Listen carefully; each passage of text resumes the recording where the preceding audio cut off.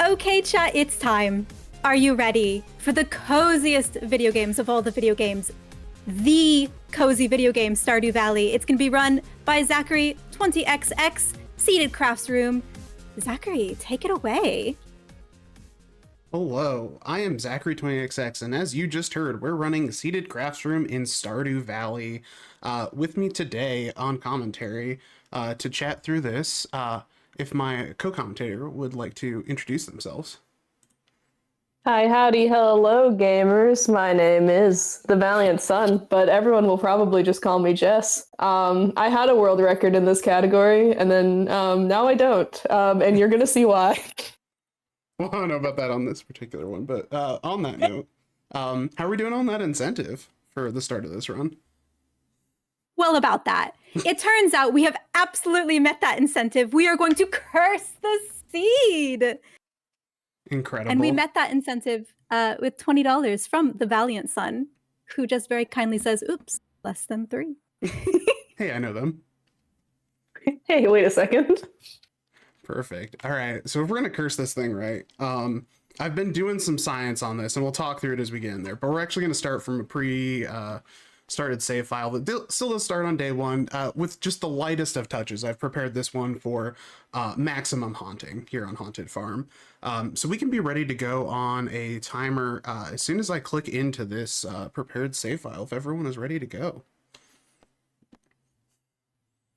All right, and I'll count it down in 3, 2, 1. Let's go. So, Good luck. Thank you. This run starts off with some sleeping, so we've got time to, discuss what the run is itself. So, Seated Crafts Room, Stardew Valley, right? Most of you are probably aware of Stardew Valley, cozy little farming life sim.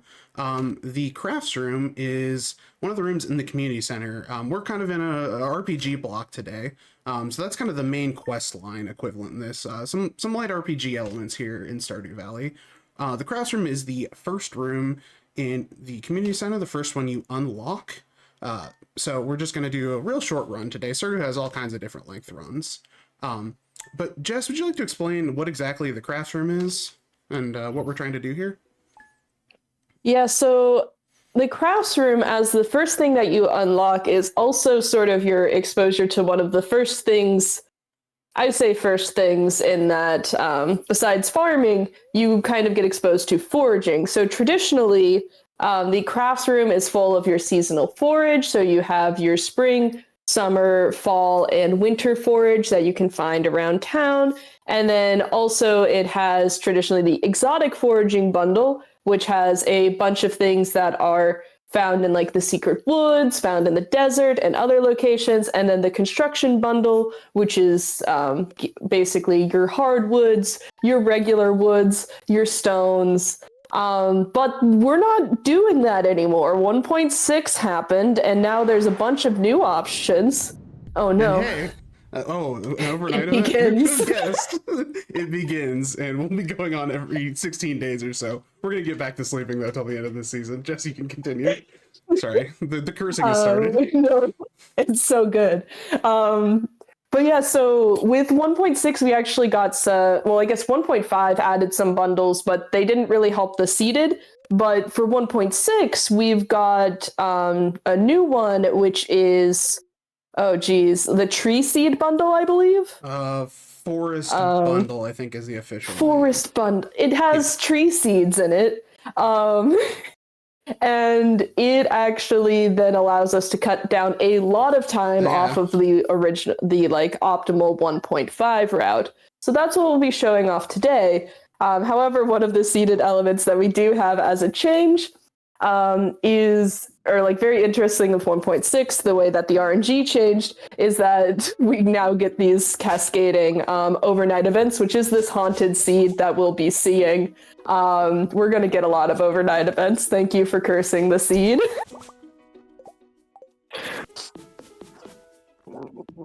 Yeah, thank you for putting your money to cursing this run. You can just barely see it behind this tree down here, but that's my first perfect child, a meteorite that has hit the farm.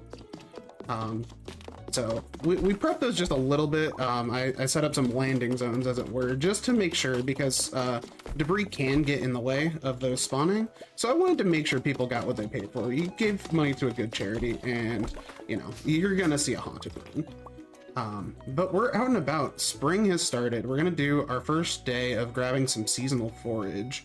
I need to grab this wild horseradish and leek that are always spawned up here in the backwoods on this seed, which is a little bit different than the other one. The other one we usually just kind of gamble on getting the wild horseradish from the left side of the foraging farm, but those are fairly convenient. I kind of like grabbing this up there. And then we are chopping a lot of trees. And Jess, the question on everyone's mind, could you explain how Oh much man, chopping these trees no, so fast? Zachary is running this game glitchless. Which a point of contention was, does animation canceling count as a glitch? And we've ruled, no, it's not. But it is kind of different from the vanilla gameplay. So Concerned Ape, the man that he is, added a way to cancel out of soft locking in the fishing animation way back when the game first started. You could get stuck fishing a whole lot. And so he added a way to cancel that, and then when people started speedrunning, we figured out, hey, we can use this built-in shortcut, which is, I believe, right shift R and delete, and it resets the farmer to the default animation stance. And that allows us to save a bunch of time. Zachary, I believe, has it all mapped to spacebar. Yep, yeah, I'm a spacebar. Some people map it to X, and if you have we feelings about that, please donate and let us know.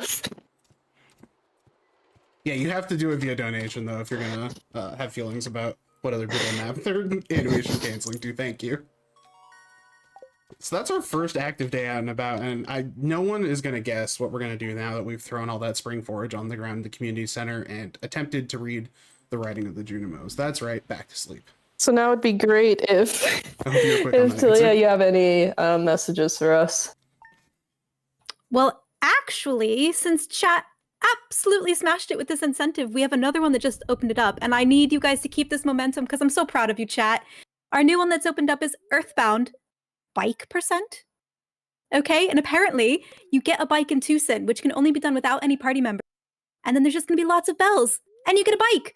What more could Ness really want? I mean, I'd want a bike. This incentive closes about 30 minutes into the run, which is a couple runs from now, and it's $75 total, chat. So if you feel like riding a bicycle, get those donations in now.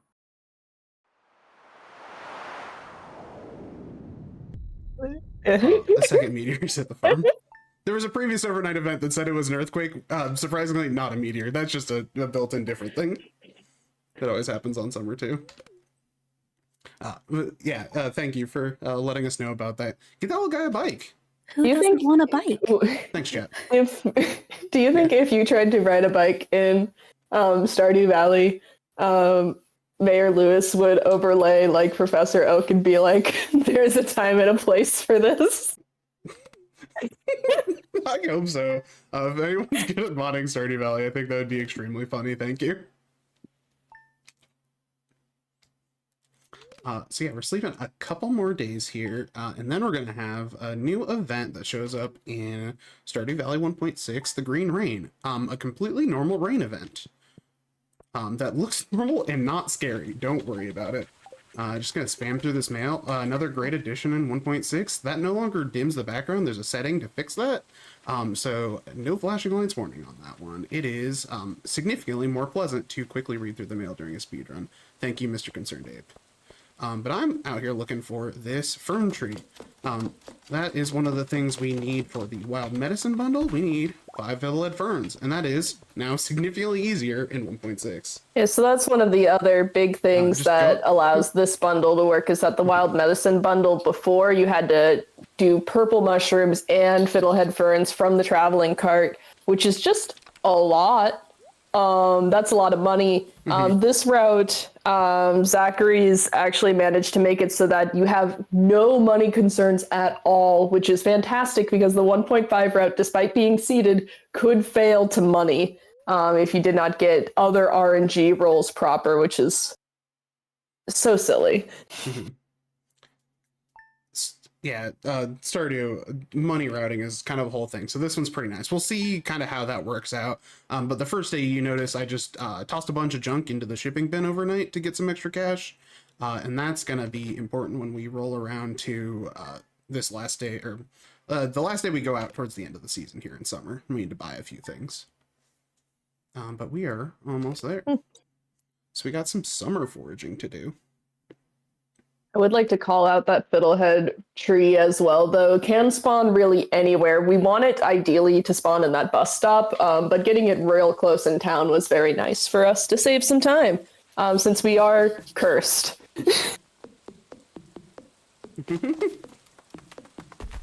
And actually, that is a fun call as well. What is fun about the 1.6 route is that there are multiple seeds that work. We have a non-cursed seed as well, but the 1.5 route, there is actually only one seed that has the, in the entire seed space, we checked all of them. There is only one that actually works for the run.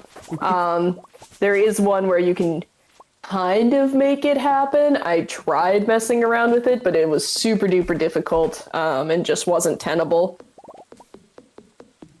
Hey, nice meteor. Where'd you get it?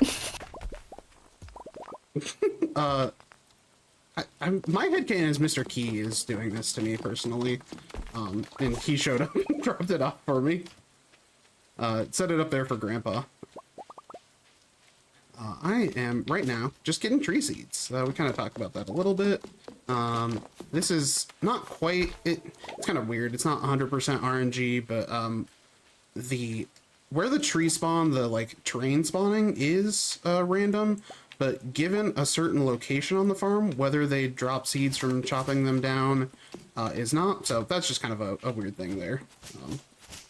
I don't know how else to explain that. Yeah, so so there's I could kind of explain it. If you've ever seen a Stardew Valley speedrun where we've done like winter forage farming or clay farming, there's basically a grid of like spawn points underneath every single tillable tile. And one of those things is actually the seeds that trees will drop. So we could, if we wanted to, memorize for summer 26 and also fall 28 what trees on what locations are going to drop the number of seeds, but that doesn't really sound like a lot of fun, personally.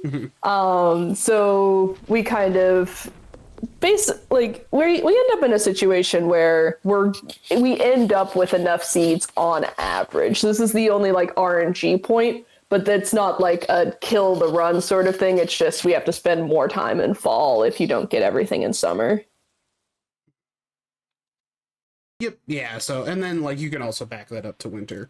But we have grabbed, we're right about halfway on tree seeds, and then I bought 5 hops for the wild medicine bundle from the traveling cart. Wow, who would have guessed that those would be on there exactly the day we go out? So we are back to sleeping if our wonderful host has anything to interject with. We got some snoozing time. I've got a $25 donation from Anonymous. Thank you, Anonymous. They say, we are speedrunners. Sorry, Luigi, but leaving you behind is faster. And that brings me to the point that we've got another bid war open, actually, for Paper Mario, which is starting in about 20 minutes or so. And it is leave Luigi or bring Luigi. So Luigi's at $25. Leave Luigi's at $25. Bring Luigi is only at $5. So I feel like this is a bit, do we want to save time? Do we want to lose time? Well, if you leave Luigi behind, then we go fast, I guess. It closes after Bowser is defeated, as you'd kind of expect, I'd hope, in a Mario game. So get your donations in if you want to save the poor little guy. Yeah, spoilers for that run that we're gonna defeat. Oh, Bowser, sorry. Sorry, spoilers, chat. Oh, no. Sorry. But we got ourselves a real save the Luigis or save the frames on that one, huh? I do have a question. When you speedrun Stardew Valley, can you play Stardew normally anymore? I can a little bit, though I do tend to do, like, if I'm playing somewhat casually, I get myself into more of, like, kind of low-key challenge runs, but I'll, like, add some restrictions. Like, only selling tea saplings. We went through a real phase, me and a friend group in the Stardew Valley community of trying to get $1 billion in Stardew, only selling tea saplings. It was a whole era. That's about the closest I can get to playing casual, because you can just like do whatever as you like kind of set up for that kind of stuff. But yeah, we'll occasionally just like mess around on a multiplayer farm though. Like that still has its charm of like you just get some friends in a file and you just do whatever. I personally absolutely refuse to use any of my speed, like other than animation canceling, I refuse to use any speed run or min-max knowledge in my casual farms, and it drives my friends crazy because they're like, hey, Jess, you know how to play this game, and I'm like, yeah, and I refuse, actually. See, I want to take my farming sim slow. See, my thing is I'm the slightly different version of that, where I will use it, but only to be extremely silly. Like, yeah, I'll go clay farm to get a bunch of money for, I don't know, something completely useless. To buy hats, Yeah, of course. Hats. Yeah, to buy the red vest from the traveling cart when it shows up, of course. The most important hat. Doing cleanup for tree seeds in the fall is really nice because the trees are the most obviously different during the season, with the maple trees and oak trees being red and yellow, which is very nice because in winter in summer they have one of the trees has like little flowers on them, like a little bit, so you can kind of tell. In spring, it's basically you have to be able to see the branch pattern underneath the trees. And then in winter as well, like one of the trees is kind of more spread out, and then the other one's like more close together. I have a chart that I keep on the side of all of the trees and their different growth phases and things, so that I can help keep track of things. Because I ran Hat Mouse for a bit, which required you to get proper foraging levels and tree seeds. That also, I think, has changed a little bit with the introduction of 1.6. So, but it carried over well to this speed run in particular. Right, so we got our 10 of each tree seeds, so that's great. And we are going to kind of just take a quick loop to pick up some fall foraging around town. And then we got a big turn-in at the community center. So that quest line, we tried to read the text that the Junimos, the little forest spirits. I've been told not aliens, despite what I have said previously in other marathon event appearances. I do still think they're aliens. You can't dissuade me. Thank you.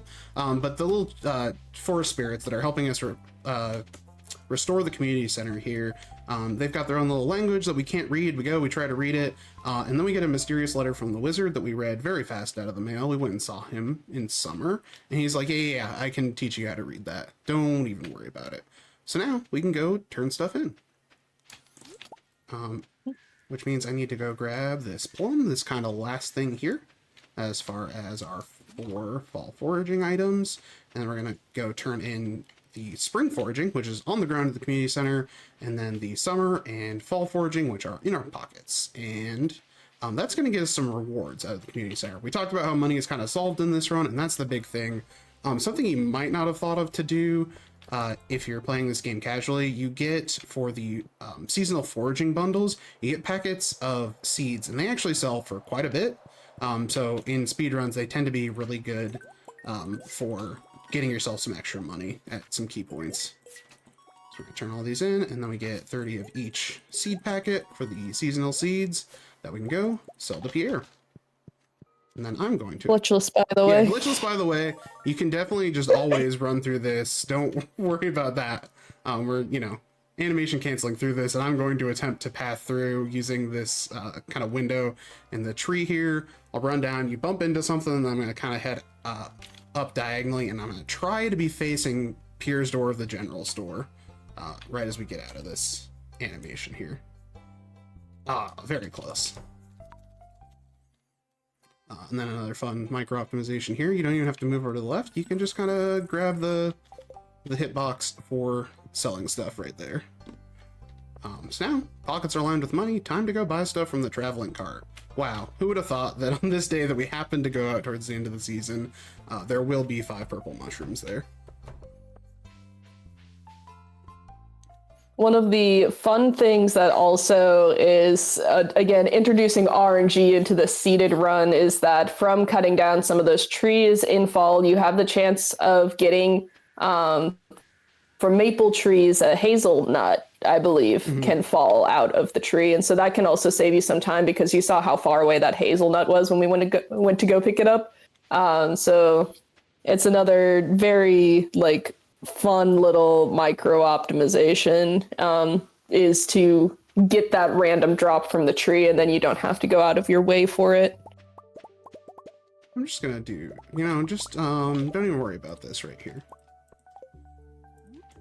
Just gonna repair this landing zone. I can't remember which of these two that are the ones that spawn in on which days, but just kind of prepping for our meteor encounters here. And then we'll just pass out. Yeah, so the way that overnight, random overnight events occur is that it checks the, space that it could spawn in, and if it's got an open space, then it will, it will spawn then. The meteors. No. Jump scare at the end of this day. But yeah, so then they will appear. So Zachary, by putting down paths, meteors will destroy paths, but they won't destroy random forage on the farm. So by putting down those paths, it means that we have an increased chance of those things appearing. Yeah, I took a look at that a little bit yesterday, and it's a check on terrain features, and there was something in there about if it blocks your pathing, that type of stuff it doesn't want to spawn on top of. So if you put stuff down that doesn't block your movement through there, you're pretty much all good. Yeah, so we've got about everything besides our winter foraging. We're gonna have to sleep a little bit extra on this seed compared to the other one to get a nice convenient set of winter forage. But we've got our 4 winter forage items that we've got to pick up, which is a winter root, a snow yam. Both of those, we get them out of the ground. You can just hit the right spot on the ground and they're right there. And then we need to get, in this seed, it's a holly and a crocus, which is slightly different from the other one, which I believe is holly and crystal fruit. So I'm going to keep that correct in my mind. I know where I have to go to pick them up, and whatever's there, that's what we're grabbing. But any last minute messages from our host? I was going to say we're sleeping a lot, and I know what that means. So yes. We've been doing a ton of donos, Oh, no, you. and I've got a dono here. $10 from Inchenko, who I'm not sure we've done this, Inchenko, that just says, bless the run. Thank you, question mark? Hi, Inch, thank you so much. I'm not sure we've done that, but we're trying. We're doing our best, okay? Winter 17, this is my birthday. Sorry. Oh, yeah, and the wizards. Wow. I'm gonna get all of this out of my pocket. We're gonna grab all the stuff we've got to turn in. I might have done the tiniest little bit about having to sleep this far into winter for forage. This does get us decently, convenient forage, but it might have been partially for that one last feature on the 14th. Don't worry about it. We appreciate the sacrifice for the bit. Yeah. It's a perfectly valid thing that could happen where it's just oh dang, none of the Saturdays have good forage, through town or the bus stop or anything. And these are fine, but it was just hey, there's that one last meteor there that we can get in. So we're coming up on the end of the run here. I just need to grab this crocus from up by Clint's. We're gonna run to the community center, and I'm gonna click all these things into the community center to donate them, and then we will see the crafts room get repaired on the start of our trip to help bring the town back to its former glory. So we are, getting quite close. I always really I'll call out time on that animation. Yeah, good. I was gonna say, I always really like crafts room, and if you're into things, I think especially Stardew's is a menus game, but I really enjoy crafts room as a good way to be okay, am I doing inventory management correctly? Do I know how to menu? I love this category. Yeah, this one's really cool because I figured out like basically just like having just the right inventory on the right days. 1.6 is also easier on those turn-ins. It does a better highlighting of what you can turn in. But yeah, the Junimos, Keepers of the Forest, and they're gonna repair this crafts room, and that is time. GG's. GG! Thank you. All right, thank you for watching Stardew Valley, Seated Crafts Room. As soon as this animation ends, I'm going to reset this date. But Jess, would you like to do some quick shoutouts, end of the run, wrap up stuff? Yeah. As I give us a quick farm tour. As we go see just how cursed the farm is, I have been theValiantSun. I'm theValiantSun on all platforms. I speedrun Stardew Valley, but I've also been dipping my toes into a bunch of different things, largely Metroidvanias, because, I just explained I really like micro-optimizations and inventory management, and who knew that's available in other types of video games. So yeah. But you should definitely, like Zachary's going to do their own shout out as well, but you should definitely check out Zachary. They've done a ton of really cool stuff, especially with like 1.6, figuring out seeds and things. I spent a lot of time in 1.5 figuring out things and then didn't have the energy to like pivot that into 1.6. So it's really cool that Zachary spent so much time like developing things for this. Yeah, this run in particular, I had like thought about right when 1.6 came out with the new bundle, and then you were prepping to run it for what the GDQ events. I can't remember the name of it. But then I was like, you know what, let's get back to it. And then this turned out to be really fun. I love seeded runs, just kind of figure out, how you can kind of set yourself up for all these fun little optimizations. But yeah, as said, I am Zachary20XX. You can find me on the platforms, the Bluesky doing the posting, the Twitch doing the streaming, the YouTube occasionally posting something publicly on speedruns, occasional task content for Stardew Valley. It's been a hot minute since I've done any of that, but we'll see about that. But yeah, I think that's it. Get into Stardew speedrunning. It's fun. There's lots of different lengths to run, like this one, fairly short. There's, all the way to longer runs, like your community centers or even missing bundles, to your extremely long runs, glitchless true perfection, vanilla true perfection, if you really want to get into a segmented, many dozen hour run, as I started with, because, sometimes you see something that's really funny and you're like, yeah, that's me. I could do that. But yeah, thank you for having me. I think that's all I got.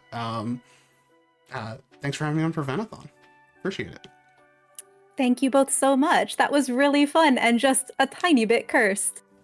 So we're going to have a bit of a break, but before I send you off to break, since we made that incentive, you guys have had so much hype in the past couple hours. I want to talk really quickly about what your money goes to, because we are here to have fun. We are here to curse literally every run that we can.